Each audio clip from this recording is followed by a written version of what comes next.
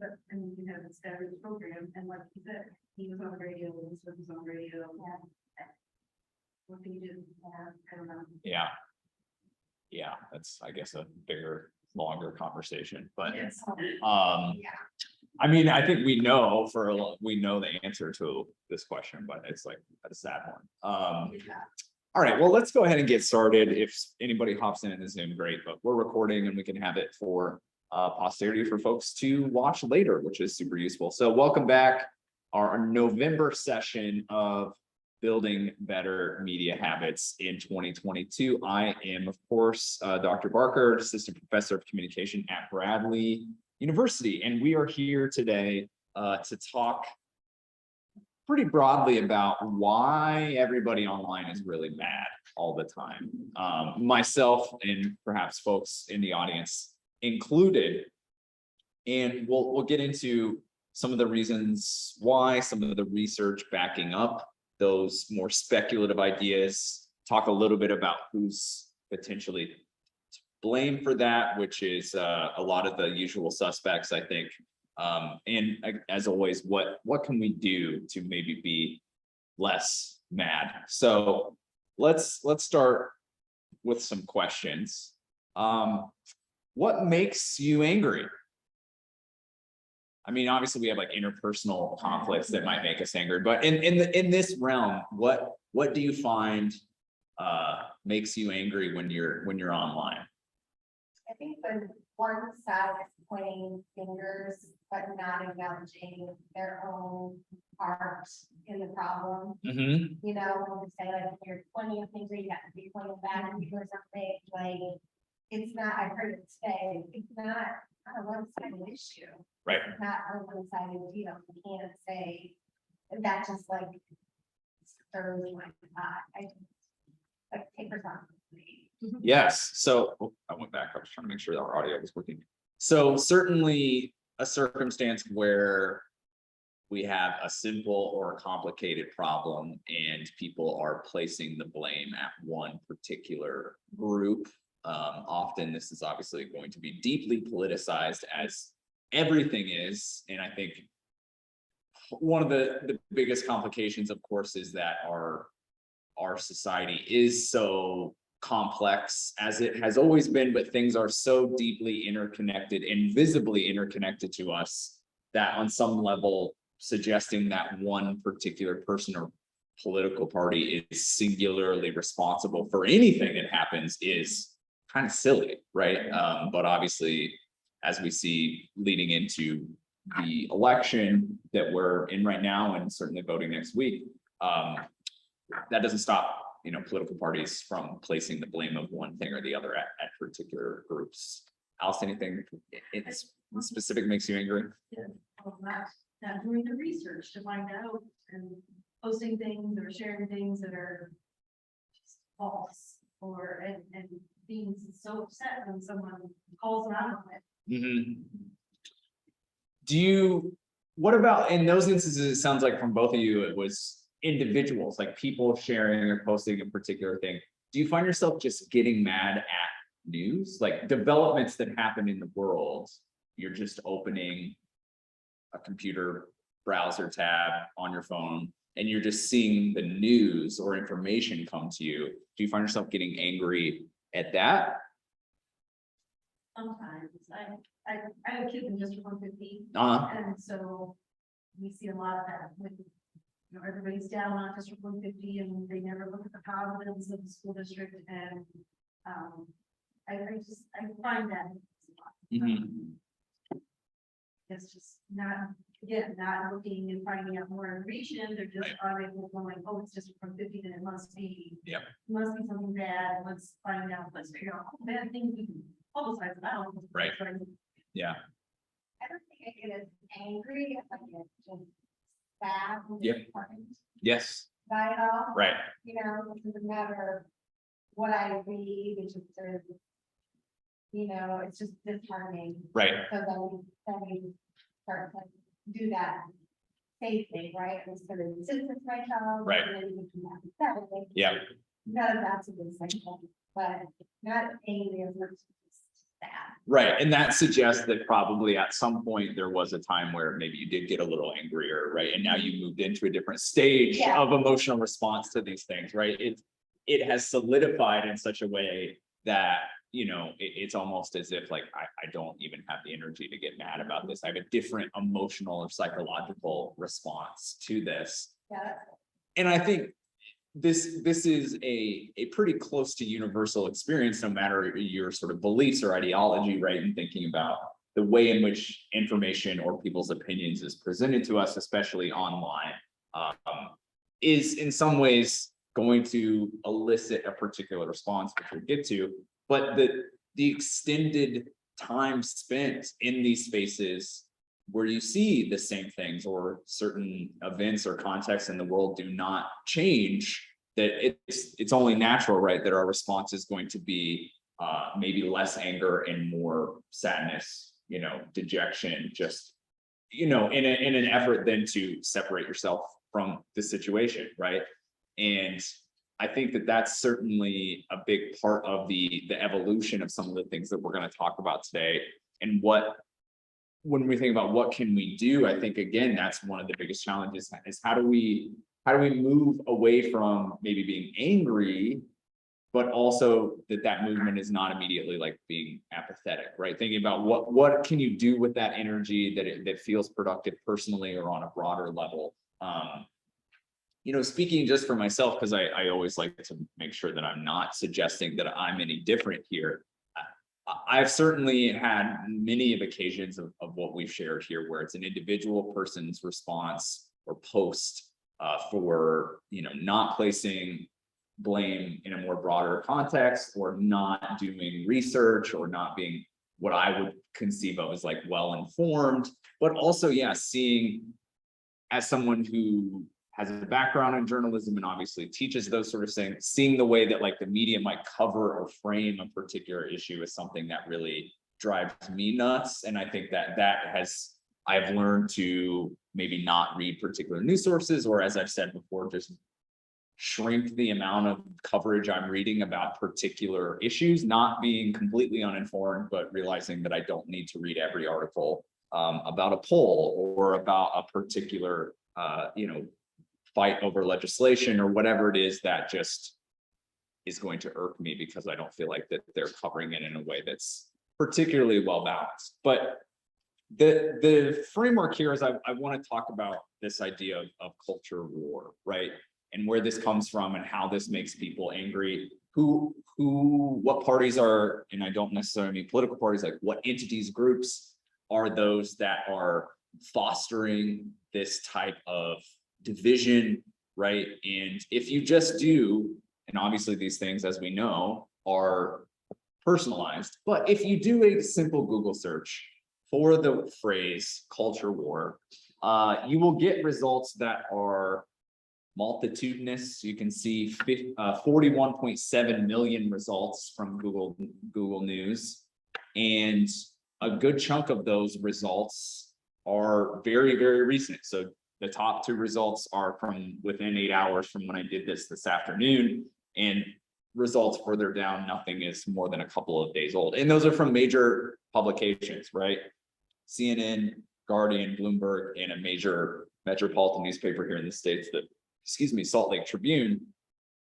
Obviously, given that we're in the midterm election cycle, you're going to see more of this, but just underlining this phenomenon is being written about and covered in the media, which I think is always important, going back to this idea of, agenda setting and framing that we're going to talk a little bit today. Is like, are culture wars real, or are they sort of constructed and artificial in an interesting way? The media obviously plays a key role in signaling that this is something that exists and we should pay attention to. So just basic, sort of definitional things here, that we generally refer to culture war as a debate or struggle between groups, broadly defined based on beliefs, values, you could say ideology, but that takes it even further into the realm of, kind of conventional politics, like electoral politics. But in the US, this is often a framework that is underlining the tension between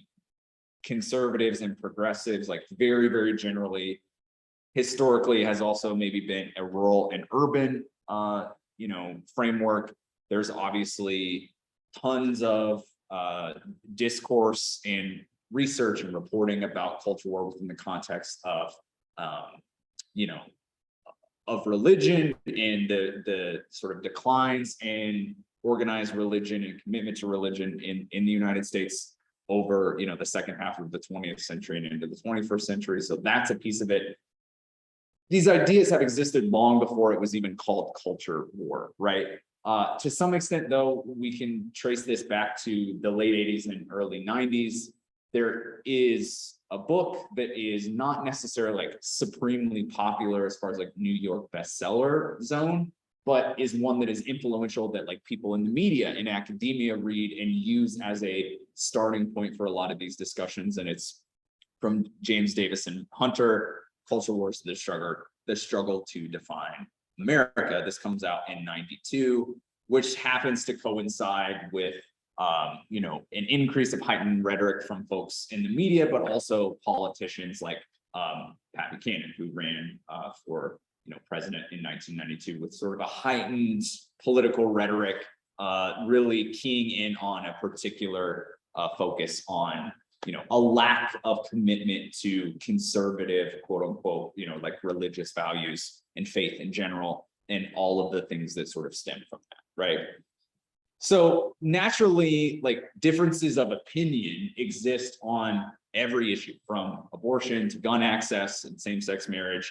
I think one of the things I wanted to talk a little bit about is like, are these things just differences of opinion, or are they like real as we hear them defined as like culture war and actually felt by people? So there's good academic and sort of popular research that underlines how politically motivated groups have used issues that people feel passionate about, right? Whether that's abortion, gun control, the example here on the screen, that groups like the NRA, for instance, have used the differences of opinion related to gun access, gun control as a wedge to, get people angry or passionate about the issue itself, right? That certainly there's a role of certain groups and institutions that generate this tension, right? A lot of political science research has revealed maybe an interesting wrinkle to this idea that it is all just that the main impetus here is groups create this, political parties create this to make us mad at each other, which I think is true to an extent. But what a huge cross-sectional study that was published in 2017 that researched political opinion polls and sentiment polls for a decade, basically between 2002 to 2012, or actually maybe 20 years, 92 to 2012, underlined that actually what happens is that people float to one political party or another based on how that political party identifies with these various culture war topics like abortion, gun access, same-sex marriage, etc. Which is not that surprising that you would obviously float that way. But I think generally culture wars are written as if political parties or politicized groups like the NRA are the ones creating this, and then we sort of react accordingly, when this research shows that people feel passionate about these particular issues and then actually pick a political party that links those issues together. So it's not just groups trying to create division, right? Where we can certainly talk a little bit about that, but it is also people do feel passionate about certain issues and they're willing to vote to back that up, which is not a unbelievably surprising development, but research backs this up. So one of the things that I wanted to do, as I always try to do, is kind of not just put this at the feet of the internet and social media, right? We'll talk about the internet and social media, of course, but if you go back to the 80s and 90s, like I often do, and talk about the changes in the media and news environment that results in increased cable news coverage, increased cable channels, the increase or popularization of like political talk radio, which we've discussed over the last or in the last few sessions, even like the rise in the 80s and 90s of sort of what we could call, and I don't mean this as a total pejorative, like trashy talk shows like Jerry Springer and things that are not quite as ridiculous as Jerry Springer, Donahue, Ricky Lake. What's the other one I'm thinking of? Maury Povich, the woman that has like the red glasses. Yeah, Sally Jesse Raphael, right? All of those sort of, we're talking about issues here, right? And we're bringing in people who disagree, and maybe they're going to get heckled by the audience. And obviously, as we get further into the 90s, they get way more ridiculous because that's kind of the media environment that we have, right? Things just sort of escalate across platform, across industry. But all of these developments in some way create the space for more debate, more vulgarity, more argument, more sort of yelling at people who disagree with us as a form of entertainment, right? And if you're seeing those things in your entertainment sphere or in spheres that like merge entertainment and news, it's not surprising that you might feel a little bit more charged up about a particular issue, or you might, mimic some of those actions in your everyday interactions. And of course, controversy in these areas, as we've talked about with things like cable news, political talk radio, even things like Howard Stern, right? All of that sort of shock jock stuff is great for ratings and attention. As we navigate then into the internet, of course, the internet, social media bring us closer together, which is going to naturally produce more disagreement, more arguments, and even more hate, as we'll talk a little bit about. A lot of evidence, of course, points to the fact that yes, we are closer together. We're more connected to people using the internet, but the relative distance that we're often interacting with strangers, right? And the potential to be anonymous, although I think this matters less than we used to think, because a lot of social media people are very willing to be hateful and awful with their full first names, and you can click and learn everything about them. I think it is true, like that there's a sense that you can create, multiple accounts that you can, using anonymous accounts and bot accounts do like organized hate campaigns. I don't want to minimize that. But when we're talking individual level, I think there's a sense that people don't even care if they're not anonymous. Like people are happy to be hateful, have an argument, etc., with their name attached to it, right?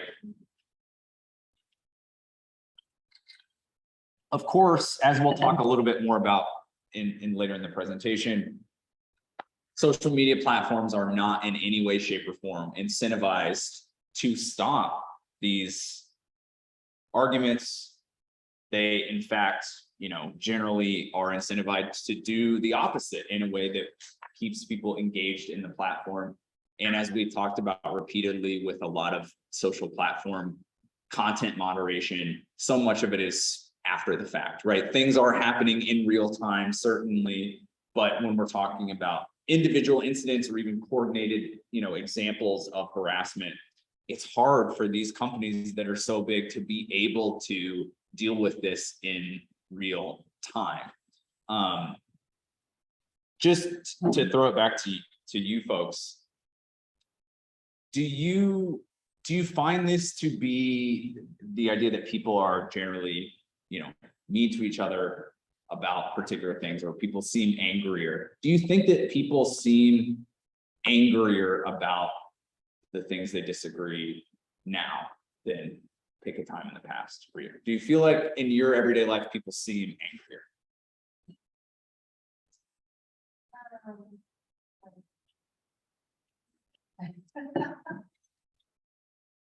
I work in a church.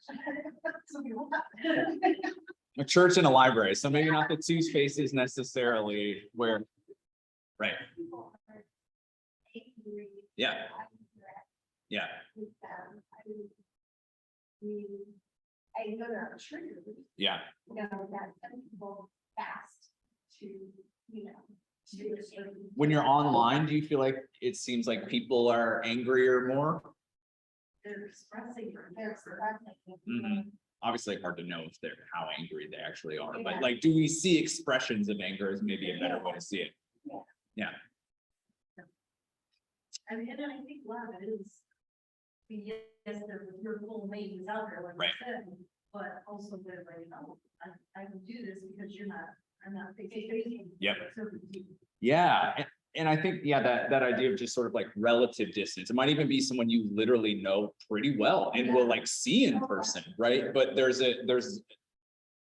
constantly when people are pressed to reflect on this, right? And I think oftentimes when I talk to folks about this, it gets pigeonholed as like, older people, however you want to define that, depending on who you're talking to. Don't always use the internet, don't always social media, so they're not thinking these things through. I don't really think that has much to do with it. Obviously, there are people who are less tech savvy than others, but I do think that yes, there is a sense. So often people reflect and they're sort of asked like, why did you share this, or why did you say that? And they're kind of like, oh, I don't know. I just was messing around. Like, I just thought, and like, I think they really are. And it's hard to test this, as your answers get to. It's hard to test like how angry somebody was in that moment. But there is a sense that like after the fact, when confronted with, why did you share this blatant piece of misinformation and then get into an argument about it? It's like, well, I thought it was funny, or, like, I just thought it was interesting, or I wanted to provide a different perspective, which all has its place. But I do think there is a really fascinating just detachment from like action. And then, well, why did you do that? What was the reason? And it is, I think, in part the things that we're talking about, but of course, because it's so freaking easy to respond, right?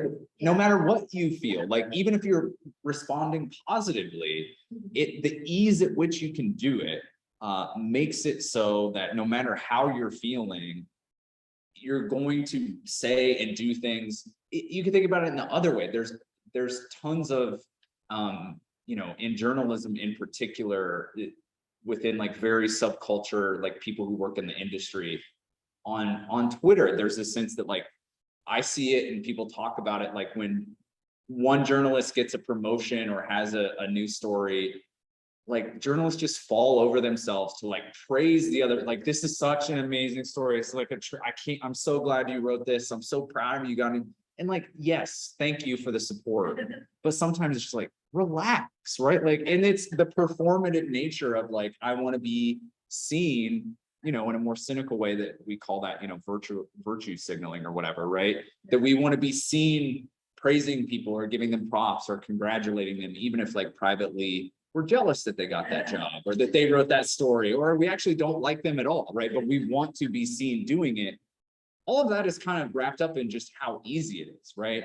I think it is worth noting that anecdotally, or just like doing a vibe check, it feels like because of changing conditions in the United States, because of social media, that this whole phenomenon has ratcheted up in the last decade, right? And there are a lot of reasons for that. It's partially because these things are more visible, because people are online more regularly, and thus have more opportunities to like get mad about things, right? And we'll talk about other reasons, but this goes to like huge culture war things around specific policies, right? That politicians have made choices that some people really support and some people really disagree with, and many more people are sort of in the middle, or blissfully unaware and not paying attention, right?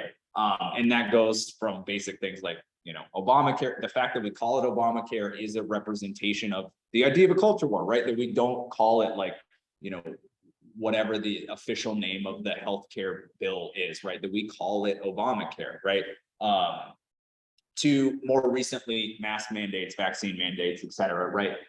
Those are specific policies that impact life in a very specific way, that have consequences, et cetera. To more media phenomenon, like ephemeral things that certain folks have just decided for any number of reasons to be angry about. Whether that's the protests related to the national anthem that started with Colin Kaepernick and unfolded into a whole kind of mini national hysteria that is in some ways still ongoing at different parts, to what we could broadly say is just like the increased diversity in media, right?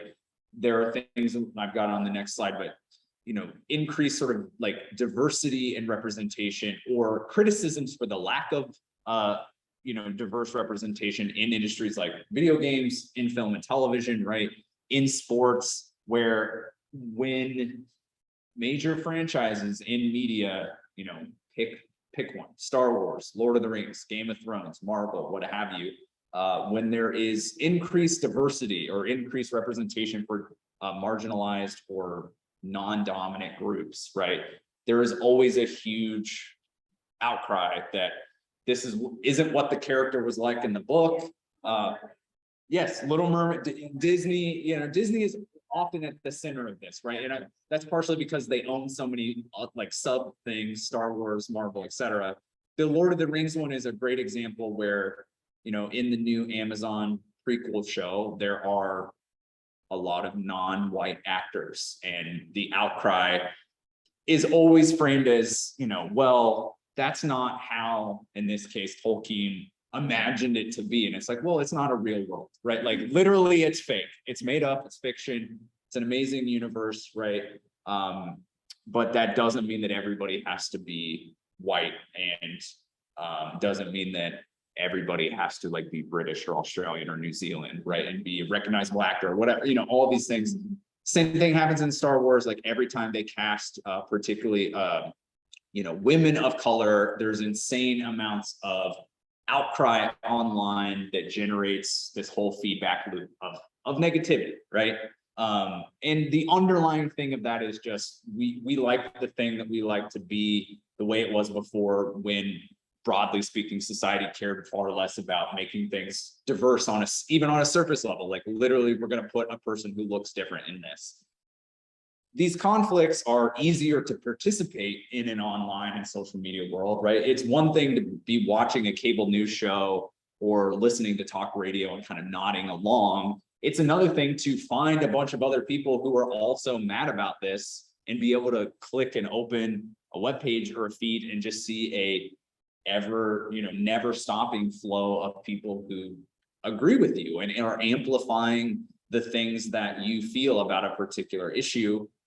As we've talked before, there's a huge positive side of that, for years, the idealistic version of the internet and social media from a political standpoint was, wow, we're going to be able to do all of this collective action. Look at, all of the quote unquote political revolutions in the Middle East in the late 2000s and early 2010s, that they're using Twitter and Facebook to, organize and rise up against tyrannical governments. And look at all this collective action we can do. More often than not, it actually results in more a lot of collective action, but to abuse, like terrorize people, etc. online. But it does create these really interesting, and some might say like troubling, coalitions of people who wouldn't normally or maybe historically come together in any sort of coalition, but because they are broadly against or for particular things that may be more in the realm of a culture war, whether that's, maybe they're against a mass mandate, but they're also against, diversity, or they view themselves as a political leftist, but they also really enjoy a certain type of, podcast or video game. Like you can bring together these different identity markers online in a way that suddenly you've got a coalition, sometimes small, sometimes pretty large, that can then be like politically useful from an electoral standpoint. One thing that I think is really important here is that the move from just like trying to be provocative on cable news or on talk radio or on Jerry Springer, right, has now moved into a way more of an interpersonal context, right, where it's about basically making the other person either feel stupid or making them feel like that you owned them, right? The whole phrase of, owning the libs is a huge part of a certain segment of conservative politics, especially online, right? What can we do that's going to make people online in the media, in this, allegedly more liberal media, angry or upset, or say, hey, you can't do that, you can't play by the rules, and just keep pushing the boundary, right? of harassment, of, you know, shameful discourse, of saying and doing basically whatever you want, and until someone is potentially going to stop you. So that has political import to potentially like create a coalition that could be elected into public office, as we've seen, but it also has really great value for just getting attention, right? Because if people are really mad and they're drawing attention to it, then that is only raising your profile within, especially the structures of the internet and social media, right? So there's been a lot of great academic and journalistic research into especially the last decade of these kind of culture war battles that have taken place online, especially on social media, in places, you know, like Twitter, Reddit, 4chan, but everywhere, basically.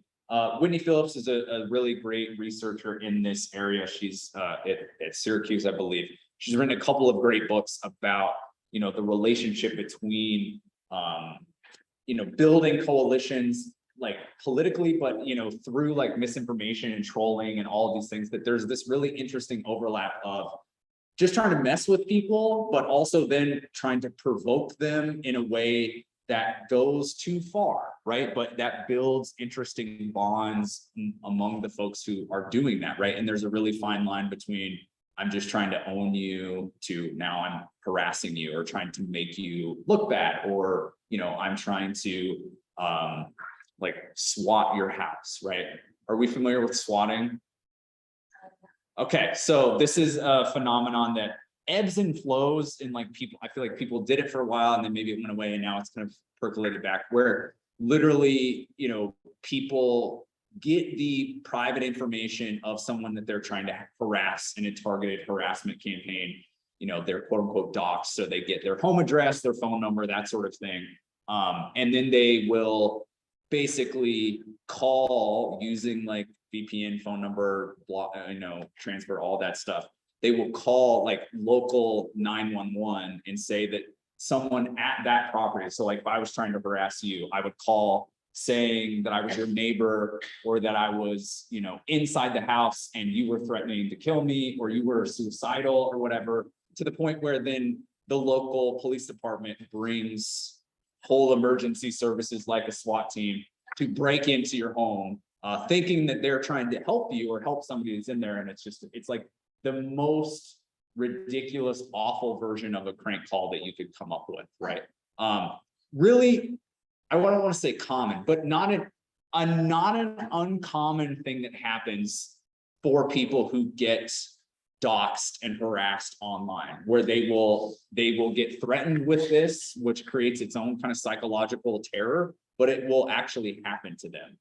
There have been examples of this where like people who, you know, are live streamers on Twitch or YouTube or whatever, who are, you know, on video a lot in real time, people will do this to them. And then it has like showed up in the video, like that they're live streaming and then their house gets like attacked by a SWAT team.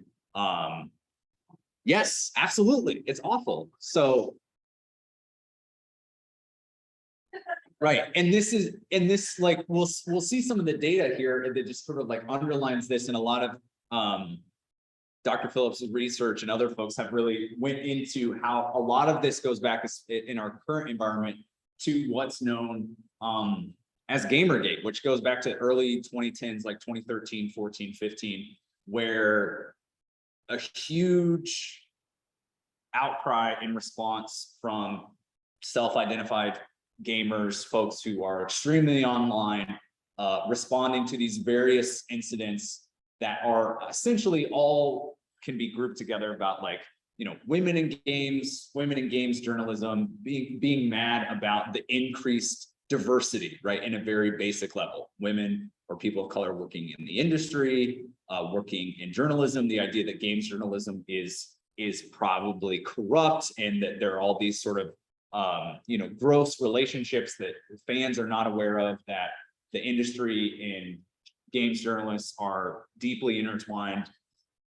Tons of sort of sexism, racism, homophobia, anything that you can think of. But for an extremely sort of online group of people, they were very savvy in creating targeted hashtag campaigns, creating fake accounts, creating bots to go after you know, women who work in the industry, critics who would call for more representation of the games industry, etc. And a lot of the research in this area underlines how these things that were happening in games, in the game industry, not a media industry that's often paid attention to, even to the same level as like film and TV, right? A lot of those things that were happening in 13, 14 start to be, you know, that playbook starts to be used in a more explicitly political realm as we get into the 2016 election and today, right? Where there's way more organized efforts to harass people, especially on platforms like Twitter, who groups don't like, right? Where there's planning that's happening on, you know, boards like 4chan, or in certain cases Reddit, to let's create bots, let's, you know, use hashtags, let's just go after people online and in their, you know, like physical life. I don't want to say real life because there's no difference, right? But I think beyond those really extreme examples, one of the things that makes this really easy and really bad is just, if you log on to these platforms, of course, you will often see things that are just trending, right? There's been a lot of reporting and writing done about Twitter in this particular case over the last couple of years, even pre Elon Musk part of this, where, you know, if you log on to the native app or you're just on the browser, it will just tell you things that are allegedly trending. So if someone has a random tweet, like an everyday person that is really, really funny and a lot of people like, if you log on, it'll probably show it to you, right? That somebody else has liked it or somebody else has retweeted it, which, you know, creates more attention for that person. That's potentially great if it's like a funny tweet. But if it's a situation where everybody who is engaging with that tweet, or most people who are engaging with that tweet, are yelling at that person or quote retweeting and calling them a moron or, you know, something much worse, and you're just, Twitter as a platform is just giving people that over and over, that's just this never-ending spiral of more and more attention, where you find other people who agree with what you think or disagree with what you think based on the algorithms, as we've talked about, right? And I think generally these platforms, of course, hide behind what they have in-house, right? They say like, well, you can always block, you can always mute, when really, you know, egregious examples of this stuff happens. You know, there have been high profile examples of people who have been harassed on platforms like Twitter and eventually committed suicide, things like that. You know, they will come out, they will denounce this, they'll denounce that, they'll say we're increasing moderation. But we know those things are fluid, right? In a context like Twitter, or an example like Twitter, all it takes is a slight change in plans and what they're prioritizing, a new owner, a new board who doesn't care about content moderation in the same way, that will make this type of stuff more likely to occur, right? So what's interesting is, I think, no matter if you view these platforms as like you're siloing, you're filter bubbling, which we've talked about, or, you know, you're seeing things that you disagree with to get more engagement, which I think is also true. Either side of that basically just creates, you know, eventually like more anger, right? That if you're only seeing things that you generally agree with, when you occasionally see things that you disagree with, then it kind of like punctures that bubble in a way that creates a reaction that unspools a conversation engagement that the platform wants to see. Or if you're, you know, of the belief that these platforms are purposely showing us things that we disagree with based on the profiles they've created with us, then obviously there's a sense that that creates more disagreement and anger.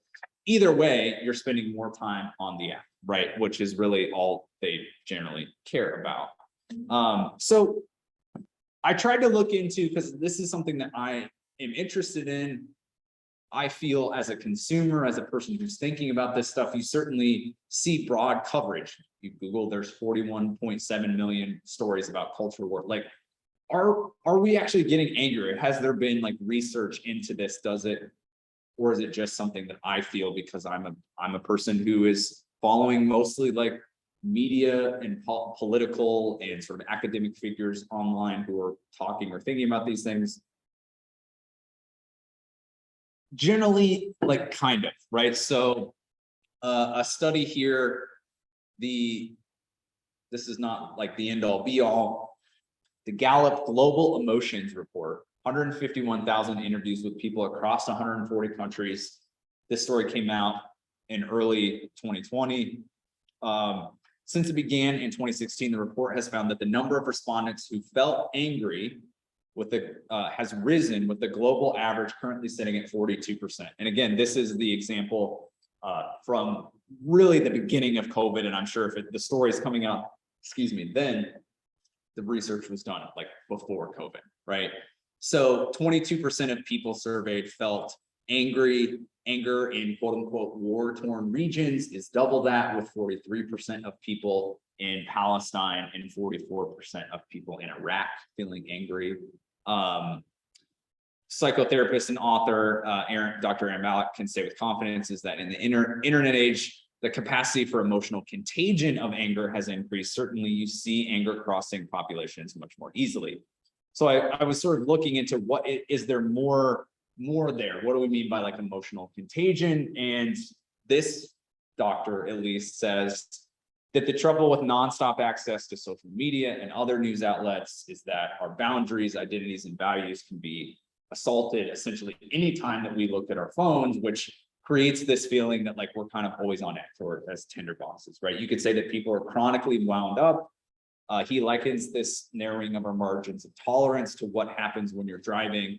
You're in a state of mild or high stress. So if someone pulls out in front of you, you're more likely to scream out the window. Whereas if you're relatively calm, in a relatively calm state, and the same stimulus happens, you have a threshold to not let it get to you.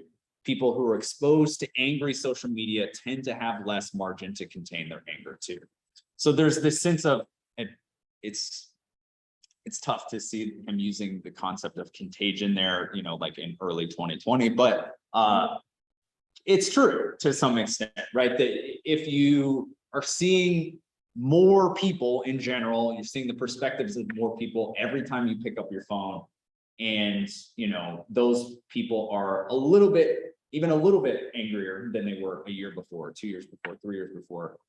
You're going to get the sense that generally people are angrier. You're going to feel a little more miserable, right? Which I think is backed up by some other research in this realm. So a more scientific study that was released middle of 2021, thinking about social networks in particular, right? What is the role of social media in making this process worse? Just reading from the abstract here. Moral outrage shapes fundamental aspects of social life and is now widespread in online social networks, of course. We show how the social learning processes amplify online moral outrage expressions over time. They used, huge data collection and analysis of over 7,000 users and 12.7 million total tweets.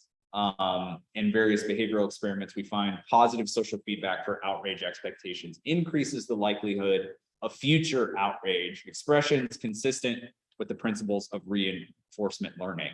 And just to put that in more common terminology here, the news release that came along with this study, and these researchers are primarily from Yale, the incentives of social media are changing the tone of our political conversations online.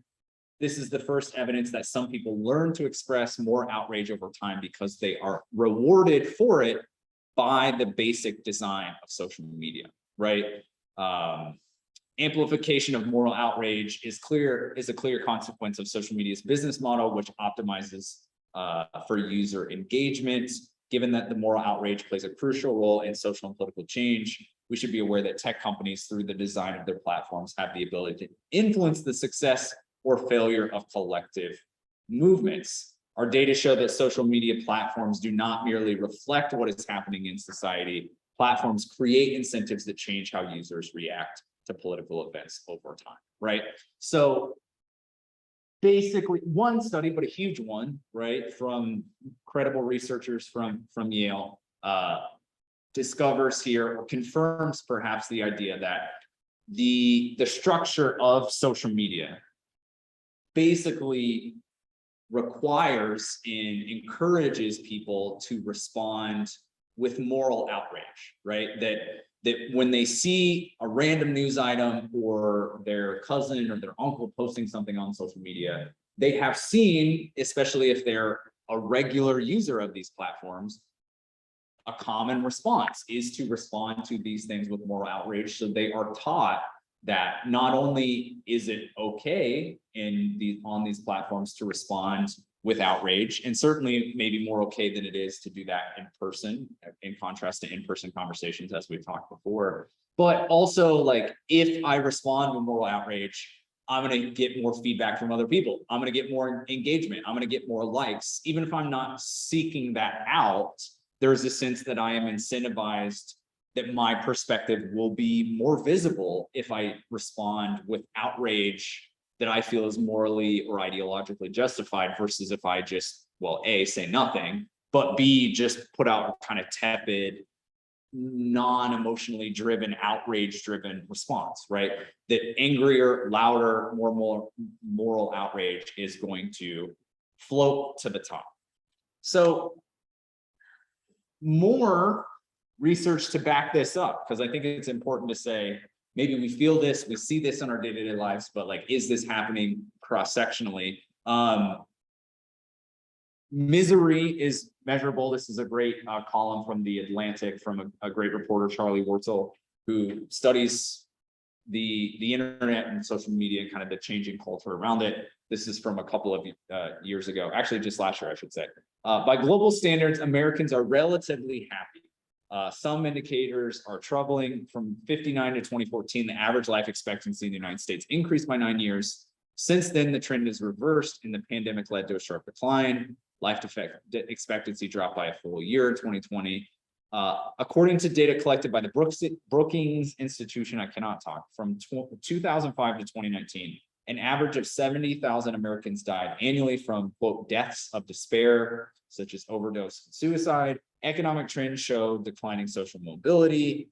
Mental health issues are on the rise, especially among young people. The Surgeon General warned this month of devastating consequences, quoting a 2019 survey that found 1 in 3 high school students and half of female students reported persistent feelings of sadness or hopelessness, an overall increase of 40% from 2009. Going back to our last session, we talked about what are people worried about: climate change, racial injustice, income inequality. So this broad idea of, there are real tangible reasons why people might feel depressed, miserable, etc., right? Economic conditions, the visible sort of lack of social mobility that potentially existed in previous generations in the Western world, in America in particular, concerns about climate, etc. Those are all real world things that have nothing to do with like culture war necessarily. But what happens then when all of those people go online, right? Certainly some of the despair is because we're online, but what if we take those real world things and then people are spending more time online on social media with incentives that, convince people to express what they're feeling in the form of moral outrage or more charged disagreement or engagement, quote unquote. So what does that look like? Well, more broadly, ample evidence suggests that alienated and angry people have built communities around shared grievances. Americans feel left behind, under siege, out of opportunities economically, social mobility wise. The acceptance and fellowship that online communities bring, subreddits, Facebook groups, anonymous message boards, group chats, whatever, allow grievance to harden into full-fledged identity, right? Under the influence of true believers and cynical grifters alike, these feelings frequently turn to hate. And this is something that obviously does not just exist online, but is accelerated or emphasized by the internet, as so many of the things we talk about in these sessions have been. So misery is a powerful grouping force. In a famous 1950s study, it found that when research subjects were told that an upcoming electrical shock test would be painful, most wished to wait for their test in groups. But most of those who thought the shock would be painless wanted to wait alone, right? So the researcher memorably said, misery doesn't just love any kind of company, it loves only miserable company. This idea that people are more miserable than ever, data suggests, right? Despite various conditions. They're going online and finding other miserable people, which is only hardening their beliefs so that then when they encounter people from other groups, those interactions, those engagements, be they incidental, be they targeted, that they're trying to find other people and create disagreement or, argument or harassment, are often way more charged, right? So if you're spending so much time, even small amounts of like really targeted time with people who are also feel the same way that you do, that are maybe struggling in certain ways in the same way that you are, that's, only gonna potentially harden your perspective. So what does that maybe look like in an internet world from the other data that we have backing this up? Studies on social media suggest that emotions are highly contagious on the web. A recent review from researchers from Harvard and Stanford note that people, quote, share their personal emotions online in a way that affects not only their online or their own well-being, but also the well-being of others who are connected to them. Going back to that contagion idea, some studies have found that positive posts can drive engagement as much, if not more than negative ones. But of all the emotions expressed, anger seems to spread furthest and fastest, right? It tends to, quote, cascade to more users by shares and retweets, enabling quicker distribution to a larger audience.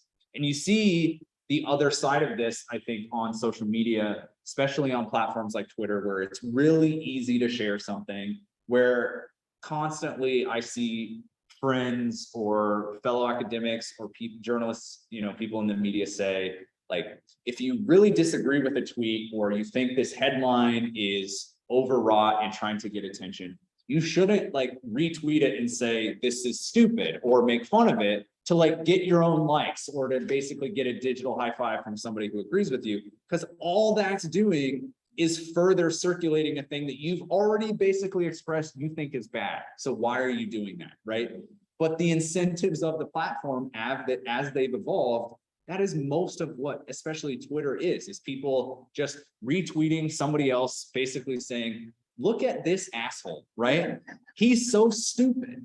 You should also go tell him he's stupid, trying to make a joke or one up or, explain to that person why they're a moron. And I say that as a person who has almost certainly done that today to somebody on Twitter, right?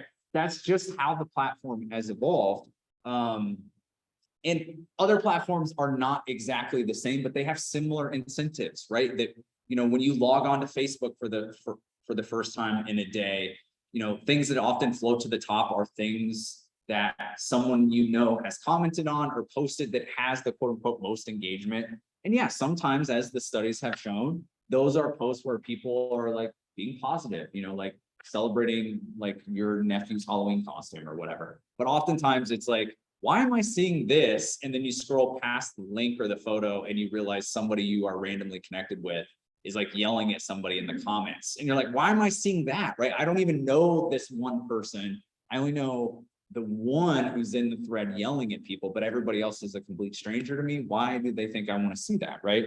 So those incentives make it so, this stuff is so much more visible. So if we are angrier, sadder, depressed about the conditions of the world, and then we go online and are in these spaces that incentivize us to express that in a very specific way, it's not great, right? And I think the biggest challenge here is that it's obvious that we can point to political groups, meaning parties, or just individual groups that have political power or import, that certainly drive this and use these platforms in the same way and use the media in the same way. But it's not just that, right? It's not just the Democrats or the Republicans. It's not just the NRA, or it's not just, the quote unquote religious right or whatever it is, right? This is a broader phenomenon that is certainly further catalyzed by those groups and exploited by those groups for political gain. But the media platforms, be it cable TV, be it AM radio, be it Facebook and Twitter, are obviously heavily invested in this whole idea because there's economic incentives, right? If we ripped out the economic incentives to these platforms, that would certainly make this a little bit more complicated of a picture. So is there anything that, as I always ask, like, is there anything that we can do or should do about this? ignore. I mean, that's the number one example, right? I think, did I put it on here? No, well, I'll just reveal this. Like, okay, so I had a couple, another, there's a couple other books, one of which I think I mentioned before, but there's so many examples of this that like, you should just like delete all the apps on your phone, right? You should simply shouldn't be connected to people in these spaces, right? You see that right now, or at least I see a lot of it with generally, well-intentioned, liberal or left-leaning folks who are on Twitter who are just like, I'm never tweeting again because Elon Musk has taken over. And it's like, I will see you tomorrow at 9 a.m. dog. Like you will be here. And I don't mean to like, but there's been so many waves of that. Like there's so many of those people, myself included. I've been that person. It's just like, if they're not going to ban, Trump for this stupid tweet or that's like that, when I remember distinctly, like, it's hard to imagine now, but like right before COVID in America, at least, like, we killed like the high up general in Iran. And it was like, we're going to literally go to war with Iran. And Trump is basically like tweeting about how like, we're going to nuke you or whatever. And I'm just like, we have to do something about this. Like, I'm like, I'm not going on this platform for political reasons, for personal reasons. And then like, I was on 5 minutes later, right? It's like, you're addicted to the platform in some regard. And we're seeing the same thing. And I'm sure people will leave. And there are a lot of reasons why it is not good for Elon Musk to own Twitter. But so much of the advice is just, well, you have a personal choice, which is like, you should just log off of these platforms. You should delete them. And there's tons of other incentives that keep you there. Not only are you maybe addicted to this type of engagement, speaking of myself personally, but just there are professional reasons why you need to be on Facebook. You need to be on Twitter for your career, for your job. You're on Facebook to stay connected to people that you really want to stay connected to. And that is like the real complication here, right? Is that like so many of the things that we discuss, all of these things are really interwoven and then just like accelerated by social media. But the centrality of these social media companies to our everyday lives, especially for folks who are, really engaged with media and with the news and everything like that. It just feels like I don't know what you're supposed to do, right? And I guess the answer is truly just, okay, if the three of us in the room all go off of it, all social media, great. What is that? And there's always like, well, if you back to collective action, right? Like if we all get off of Twitter, that will show Elon Musk that he was a moron for buying this company and he's going to support hate speech or whatever. And the company's that's just not going to happen, right? That might happen 10 years, like in a more gradual circumstance, but mostly because the product gets worse or whatever, like that have nothing to do with, some crusade to everybody stop, using it. And I think so many of our issues politically, socially, et cetera, get boiled down to like, well, if we make a consumer choice to stop buying this or stop using this, that will solve what is a like global interconnected issue, right? And I think that that's really difficult to navigate out of, right? So what we end up doing, I think, is maybe you pick a platform you're not going to use as much, you disengage, you start to feel sad instead of angry, and it's like, maybe that's an improvement. I don't know if I feel. And I speak for myself as someone who has made a concerted effort to use these platforms less. But then sometimes I'm like, I really do feel like I don't know what's going on in the world in certain cases because I've relied on them so much for news.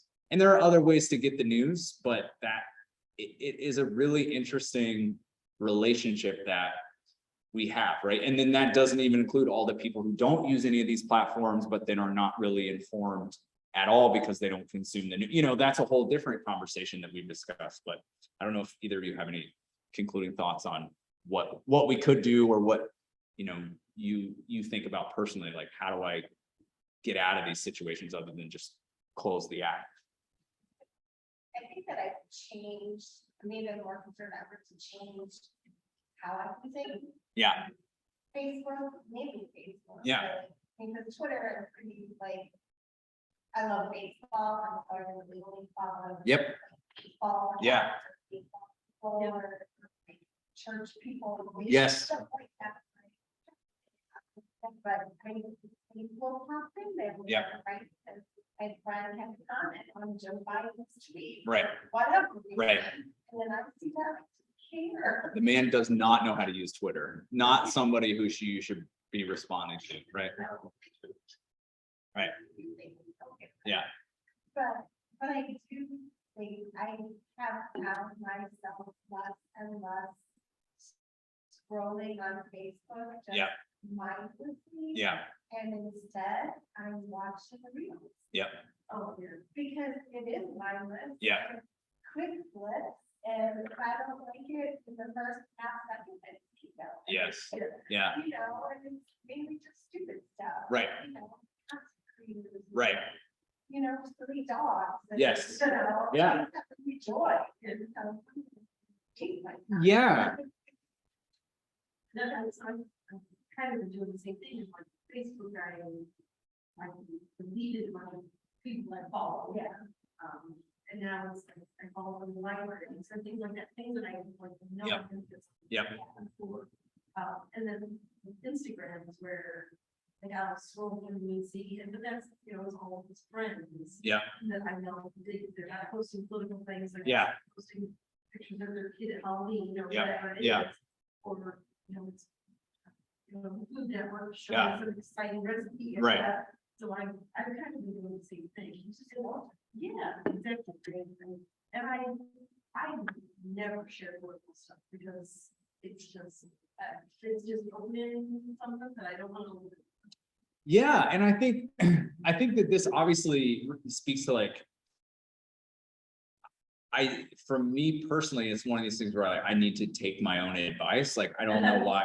I could easily, and I have, but I could certainly do more of what you're both describing, right? That I've gone through different times. I'm like, I'm gonna filter out, and I have, like, on Twitter, I've muted like basically every word that I can think of that I would never want to see.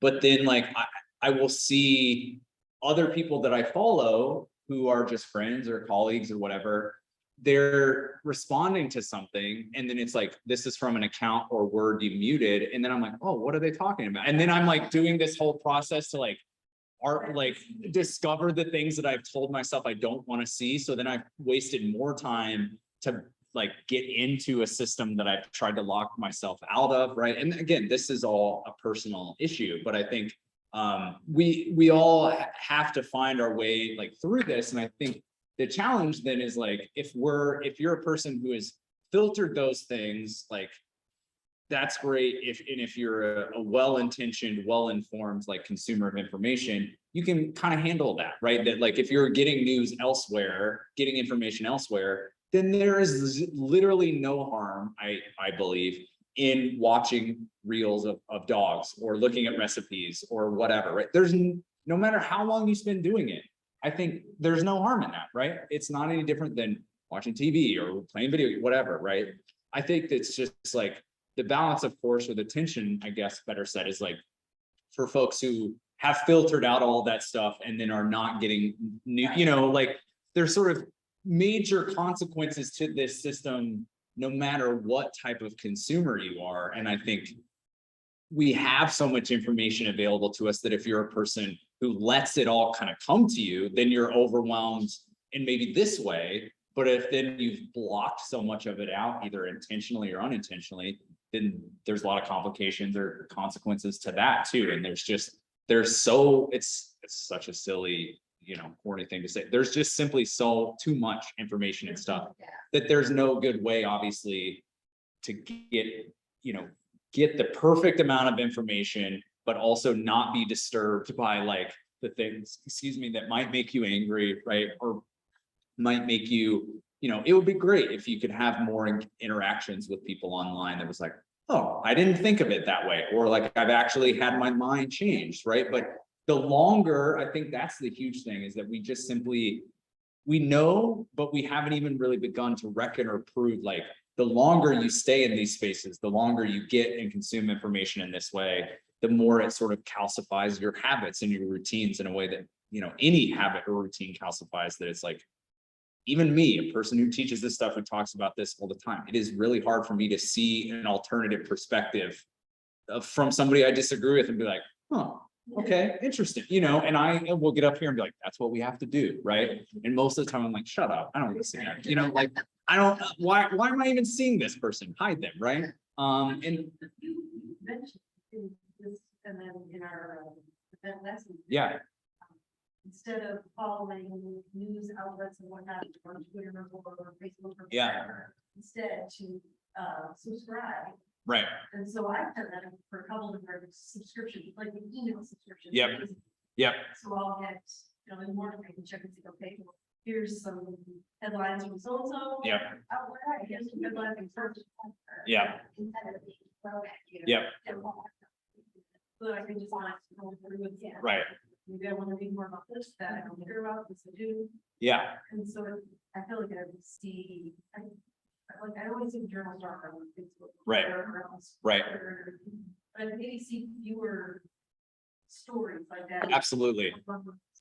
Yeah, and I think that that's for a typical consumer, I think that's a perfect way to think about it, right? That you just simply don't need this stuff, right? Even if you want to be on these platforms, I'm not saying get off of them, throw your phone in the ocean, whatever, but like you don't need, if you're on every single social platform, do you really need to like follow the New York Times on why do you need to follow them on Facebook, on Twitter, on Instagram, as a person who literally does that, right? And obviously part of that is like, I teach these things, my job is to see like, how are they using? But I think, yeah, full transparency, that's why a lot of this is hard for me, because I'm like, well, I need to see how people are talking about this so I can talk to them. And then I'm just like, I am personally losing my mind, right? Where I would just love to not, I probably follow like 75 news organizations on Instagram. Like, why am I doing that? But I am doing that so I can pull up interesting examples for class, and that's not what this is about. But that to underline, like, it's really depending on the circumstances, it's hard to say, I'm not doing this or I'm not using these platforms, because you may have professional or deeply personal attachments. Like I find in talking to people, and it's come up for me too, if you like randomly are in charge of one of the people who like does the social media for your church, that's come up a couple of times, right? Like you're an administrator, or you have access to the church Facebook group, and you're like, I would love to delete my Facebook account, but I have to. Right. Right, absolutely, yes. These things are so central to our lives now that like, even if it's like not your main job, you're randomly like, oh yeah, there's a Facebook group for the neighborhood, or like, trying to find babysitters or whatever. It's like, if I get off of this, that's there is a, yeah. Yeah. Should be okay. That's what that should be. Yes. The Facebook should connect us to. Right. Our community, our neighborhood. We can build those relationships that Right. are healthy. Yeah. And, Right. can bring, bring something to you. Right. It's not just not trap. Right, and I think that's where we come back to like, yeah, like as we see more people more often, it's like, oh, like it turns out that in prior generations of media, when we were not engaging with people so regularly all the time, we just weren't encountering the fact that people had opinions that we disagreed with, and we weren't talking about these things, right? But then obviously the platforms then just encourage us to do it way more and talk way more, and debate way more. So like all of those things are happening at the same time, that yeah, it makes it a space where you're like, I thought I was going to be here to be connected to people, and maybe you find a small group, and that's where, yeah, there's always, Facebook has tried that in the last few years, like, okay, use this for groups, have a private space where you can get away from all this. And then like we see, oh, well, the people who stormed the Capitol, they organized in a private Facebook group. You're like, okay, well, maybe not the best solution, just like, what do we do here? So, yes, right. Yes, people like, yeah, hate groups and, political dissidents have organized in person too. It's not as if the internet has made that a new thing.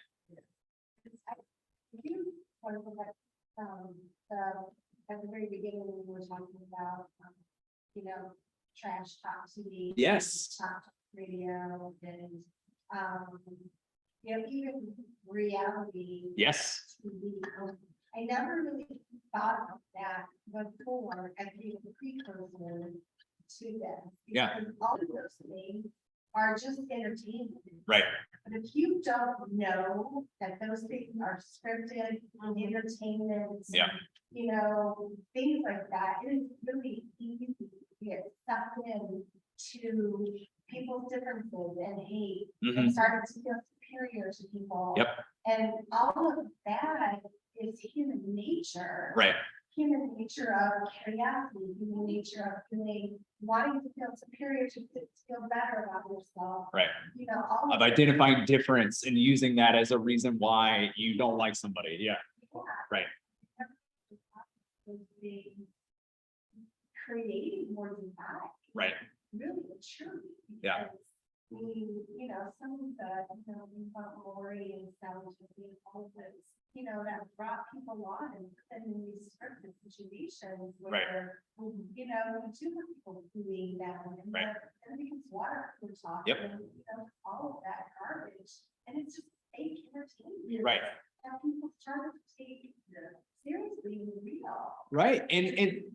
And certainly then if like that, if then the like economic incentives of the television industry in particular, right, are like, this is popular, it's way more cost effective than a scripted sitcom or drama, so let's do more of it. I mean, it's been said a billion times, but like so much of that, to his credit as a performer and like, you know, power personality, like all of that is like where Trump comes from, right? Like that he comes from that ecosystem, and like that is a big part of his appeal. There are many other things that made him an appeal and continue to make him an appealing political figure, but the personality, and I had some folks who wrote a really interesting book about kind of conservative right-wing comedy over the last 10 or 15 years. But and they talked about you know, Trump as like the best, basically like insult comic, right? The so much of his appeal is just, you know,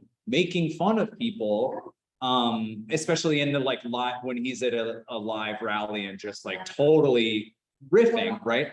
Yes, and he's just like, build the wall this, but also like Candace Bergen in 1989 was very mean to me and we're mad about, you know, and you're just like, what? But also he can say, he says things that are very, very funny. I don't agree with the man politically, you know, personally, but I have laughed at many things that Donald Trump has said, both like intentionally and unintentionally. But yeah, he comes from this environment, and as this type of content took over the media sphere, right? In a cable environment, we have so much time to fill, there are so many channels, you know, and we're moving to this realm where like, you know, people are being more vulgar, more salacious. And I'm not saying we shouldn't have any of that. I'm just saying that like, when that becomes such a dominant force in what people are consuming, and then you also have all of these things that we know are happening politically with the sort of culture war things with guns, with abortion, with healthcare, whatever, right? And like those, absolutely. And then social media is here to say like, bring all of that to this space. Right. Yeah.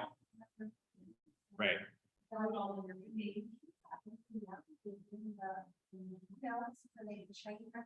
Yeah. Right. Trash talk radio, you know, talk radio. Yep. You know, the cable news that. Right. They got, I'm sorry, the commentators. Of course, yeah. On all of. Right. Absolutely. They're essentially playing a character. Some of the, you know, the most successful ones. Right. Right. Right. Yeah. Yes. You know, another problem that being a precursor leading into what. Yeah, and even in the TV environment, like cable, even broadcast, those talk shows, radio, even, you know, because of the sort of multi-channel expansion in those realms, it was like you can find that type of content that met your particular like ideological beliefs, right? So like we've talked about that repeatedly, like the idea that the internet has these bubbles or silos, sure, but like that existed before, right? So then if you're in your, your cable TV or your trashy talk show TV silo or whatever, and then you're bringing that kind of attitude to the internet where you're just getting so much more of that thrown at you, that's of course why we're going to see this stuff. And then you bring into that things that people do fundamentally for a million different reasons feel passionately about, right? Because of religious beliefs, how they were growing up or how they grew up, like, their economic conditions, what they learned in school, whatever. Like there's a million different reasons why people feel a certain way about access to abortion, right? That don't have anything to do with how politicians treat that, right? But then when you bring all of that into this space, obviously it is a recipe for what we see. Like it's not surprising that we are where we are. It's just deeply disappointing. It's not surprising. Yeah. And with that, I guess we'll wrap up our November session. We'll be back next month for our last session of the year, where it's December 1st, I believe. I think Thursday, December 1st. And we'll have a kind of concluding conversation about maybe what we've learned, the things that we're still reflecting on, potential ways that we might actually try to have better media habits and maybe a little more. So see you then, either live on December 1st or on YouTube after the fact. Thanks, folks.